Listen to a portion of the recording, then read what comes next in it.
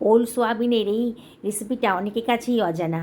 একবার যদি বানিয়ে খান না, বারে বারে কিন্তু বানিয়ে খেতে ইচ্ছে করবে, এতটাই টেস্টি। সোয়াবিনের নানা রেসিপি তো খেয়েছেন, আজকে ওল দিয়ে খান।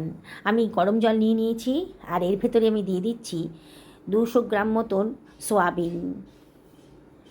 সোয়াবিনটা জলে ভালো করে মিশিয়ে নিচ্ছি। জলের ভেতর কিন্তু লবণ দিয়ে দিয়েছিলাম। গরম জলে মিনিট 10 ভিজিয়ে রাখবো। আমি ওলটা নিয়ে নিয়েছি, ওলটাকে আমি কেটে নিচ্ছি।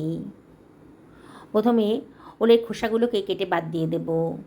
ওলের নানান রেসিপি তো আপনারা খেয়েছেন, আজকে আমার মতন করে এইভাবে বানিয়ে খান, দেখবেন এর স্বাদ কিন্তু ভুলতে পারছেন না। এখন বাজারে অনেক ওল উঠেছে, আর আপনাদের এই রেসিপিটা দেখার পরেই মনে হবে যে একবার বানিয়ে খাই। এতটাই টেস্টি হয়েছে যে একবার বানিয়ে খেলে বারে বারে কিন্তু এভাবে বানিয়ে খাবেন। প্রথমে ওলের সমস্ত খোসাগুলো আমি কেটে বাদ দিয়ে দিচ্ছি। এবার ওলটাকে কেটে নেব। ওলটাকে আমি একটু বড় বড় সাইজের করে কাটছি, কেটে আবার এটাকে ছোট ছোট সাইজের করে কেটে দিচ্ছি। খুব বেশি বড় হবে না, খুব বেশি ছোট হবে না। দেখুন কীভাবে কাটলাম। একটু ডুমু করে ওলটাকে কেটে নেওয়া হলো। এবার সরিয়ে রাখছি। আজকে আলু দিয়ে রান্না করব, তাই 4খানা মাঝারি সাইজের আলু আগে থেকে ধুয়ে পরিষ্কার করে নিয়েছি। আলুর খোসাগুলোও কেটে বাদ দিয়ে দিয়েছি। আলুটাকেও ডুমু করে কেটে নিচ্ছি। যেমন করে ওল কেটেছি তার থেকে একটু বড় সাইজের করে আলুগুলো কাটলাম। আলুগুলো কাটা হয়ে গেছে। এবার প্রেশার কুকারের ভেতর আমি দিয়ে দিচ্ছি ওল। কাটা ওলগুলো দিয়ে দিলাম, কাটা আলুটাও দিয়ে দিচ্ছি। আজকে প্রেশার কুকারে রান্নাটা করব, তাহলে খুব ঝটপট রান্নাটা হয়ে যাবে। এবার এর ভেতর দিয়ে দিলাম জল। এমন করে জলটা দিলাম যাতে আলু আর ওলটা ডুবে যায়। 1/2 টেবিল চামচ লবণ দিলাম, আর 1/2 টেবিল চামচ হলুদের গুঁড়ো দিলাম। 1 চিমটা লঙ্কার গুঁড়োও দিয়ে দিলাম। আর দিয়ে দিচ্ছি খানিকটা তেঁতুল, পাকা তেঁতুল দিয়ে দিলাম। যদি ওলটা বুনো ওল হয়, মানে যদি গলা চুলকায়, তেঁতুলটা দেওয়ার ফলে কিন্তু আর গলা চুলকাবে না। এবার প্রেশার কুকারটা ঢাকনাটা দিয়ে আমি একটা সিটি হতে দেব। আমার সোয়াবিনটা ভেজানো হয়ে গেছে, মিনিট 10 হয়ে গেছে। দেখুন সোয়াবিনটা কিন্তু বেশ নরম হয়ে গেছে, ফুলেও গেছে। এবার জল চিপে চিপে আমি সোয়াবিনটাকে অন্য একটা পাত্রের ভেতর তুলে রাখছি। সমস্ত জলটাই চিপে ফেলে দিচ্ছি। ইচ্ছা করলে আপনারা 2 মিনিটের জন্য সোয়াবিনটাকে সেদ্ধ করেও নিতে পারেন। এবার এর ভেতরে আমি 1/4 টেবিল চামচ হলুদের গুঁড়ো দিলাম, 1/4 টেবিল চামচ লঙ্কার গুঁড়ো দিলাম, 1/2 টেবিল চামচ লবণও দিয়ে দিলাম, আর দিয়ে দিচ্ছি 2 টেবিল চামচ টক দই। এবার সব কিছু আমি খুব ভালো করে মিশিয়ে নিচ্ছি, হাত দিয়েই মাখিয়ে নিচ্ছি সোয়াবিনের সাথে। এইভাবে সোয়াবিনটা যদি রান্না করেন না, সোয়াবিনটা কিন্তু খুব জুসি হবে, নরম হবে, খেতে ভীষণই টেস্টি হবে। একবার আমার মতন করে এইভাবে রান্না করে দেখবেন। বললাম তো, অল্প খরচে এর স্বাদ কিন্তু আপনারা ভুলতে পারবেন না। সরিয়ে রাখলাম।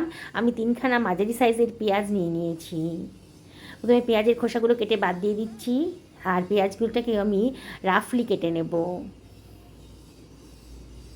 আমি যে পরিমাণ নিয়েছি ওল, আলু আর সোয়াবিন, তাতে 3খানা পেঁয়াজই যথেষ্ট।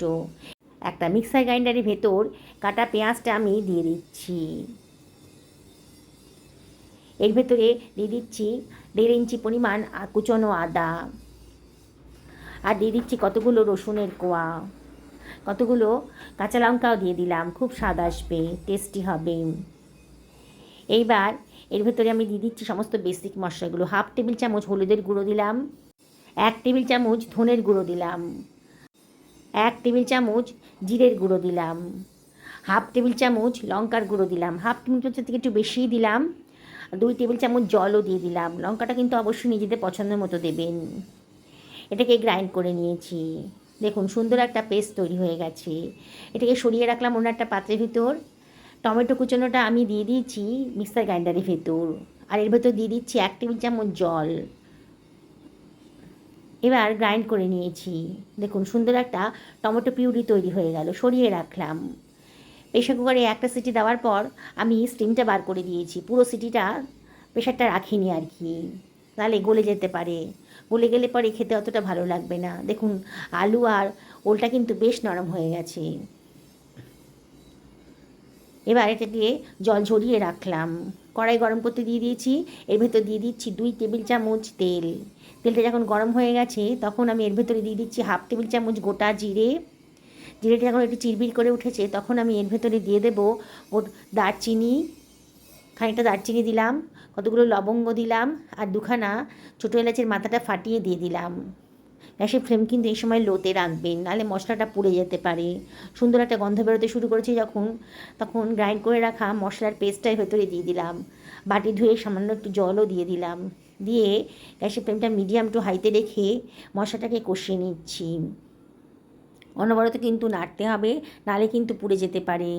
কতগুলো তেজপাতাও দিয়ে দিলাম, দারুণ সুন্দর একটা ফ্লেভার আসবে। এবার দিয়ে দিচ্ছি টমেটো পিউরিটা, যেটা বানিয়েছিলাম সেটা দিয়ে দিলাম। দিয়ে গ্রাইন্ডারটা ধুয়ে অল্প জল ওই ভেতরে দিয়ে দিচ্ছি। এর ভেতরে দিয়ে দিলাম 1 টেবিল চামচ মতো লবণ আর 1 টেবিল চামচ মতো চিনি। চিনিটা অপশনাল, তবে দিলে পরে কিন্তু রান্নার টেস্টটা খুব সুন্দর আসবে। সব কিছু আবারও খুব ভালো করে মিশিয়ে নিচ্ছি। আমি এটা ঢাকা দিয়ে রান্না করব, তাহলে তাড়াতাড়ি রান্নাটা হবে। একেবারে লো ফ্লেমে 2 থেকে 3 মিনিট রান্না করে নেব। দেখুন 3 মিনিট বাদে মশলা গা থেকে কিন্তু তেল বেরোতে শুরু করেছে।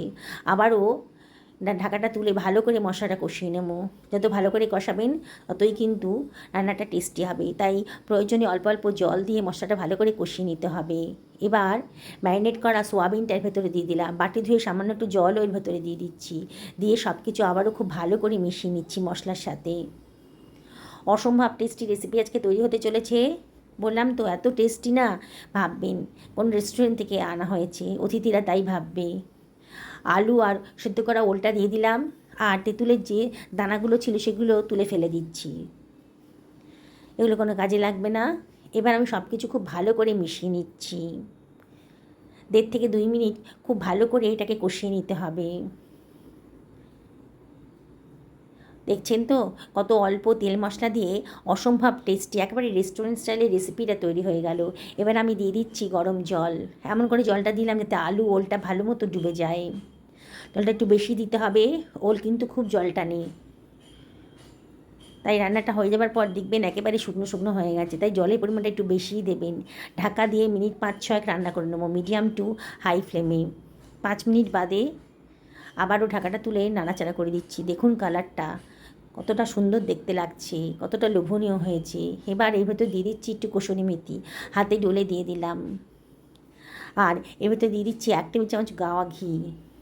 পছন্দ হলে দেবেন, না হলে বাদ দেবেন। দিলে পরে কিন্তু দারুণ সুন্দর একটা টেস্ট আসে, গন্ধটাও খুব সুন্দরভাবে বেরোচ্ছে। সব কিছু ভালো করে নাড়াচাড়া করে দিয়েছি। আমি আর গরম মশলা গুঁড়ো দিলাম না, গোটা গরম মশলা দিয়েছি তো, তবে আপনাদের যদি মনে হয় তাহলে দেবেন। ঢাকা দিয়ে মিনিট 2 একটু লো ফ্লেমে রান্না করে নিয়েছি। দেখুন রান্নাটা হয়ে গেছে। আবার এটাকে আমি একটা সার্ভিং বোলের ভেতর সার্ভ করে দিচ্ছি। এতটাই টেস্টি হয়েছে না, ভাতের সঙ্গেই বলুন কিংবা লুচি রুটি পরোটার সাথেই বলুন, একবার যদি খান না বারে বারে কিন্তু বানিয়ে খেতে ইচ্ছা করবে। দেখুন, নতুন বন্ধুদেরকে রিকোয়েস্ট করব আমার চ্যানেলটা সাবস্ক্রাইব করার জন্যে, আর যারা ফেসবুক থেকে দেখছেন তাদেরকে আমি রিকোয়েস্ট করবো আমার পেজটা ফলো করার জন্যে।